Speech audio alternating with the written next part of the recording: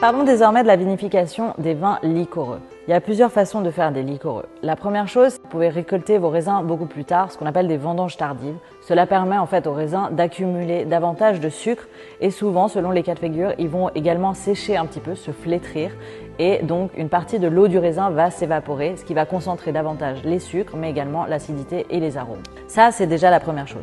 Vous pouvez aussi utiliser des raisins dits botrytisés. Le botrytis, également appelé pourriture noble, c'est un petit champignon qui, lorsque les matins sont humides, va venir s'installer sur la pellicule du raisin, faire des sortes de petits trous et permettre l'après-midi, quand le temps le permet, donc quand il y a du vent, un temps sec et ensoleillé, le raisin va un petit peu sécher, va perdre de l'eau et développer aussi des arômes de coing, de safran, de marmelade d'orange, vraiment tout un panel particulier qui est vraiment dû à ce champignon. Donc ça apporte encore plus de complexité et tout un bouquet aromatique vraiment plus intéressant.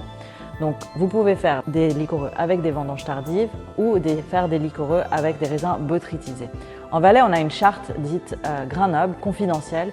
Ça implique, pour pouvoir faire partie de cette charte, d'avoir un liquoreux qui est botrytisé avec des vignes de plus de 15 ans d'âge et de faire minimum 12 mois d'élevage sous bois pour pouvoir rentrer dans la charte. C'est vraiment des vins qui sont dégustés par un panel d'experts pour que la qualité soit suffisamment élevée pour faire partie de cette charte et avoir uniquement des vins de très haute qualité qui représentent bien les vins botrytisés du Valais.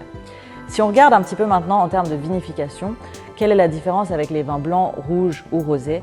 En fait, ce qu'il va falloir faire, c'est arrêter à un moment donné cette fameuse fermentation où nos levures mangeaient le sucre pour le transformer en alcool. On va stopper notamment par l'addition de sulfite et donc on va préserver du sucre qui n'a pas été fermenté. C'est comme ça qu'on obtient un vin liquoreux.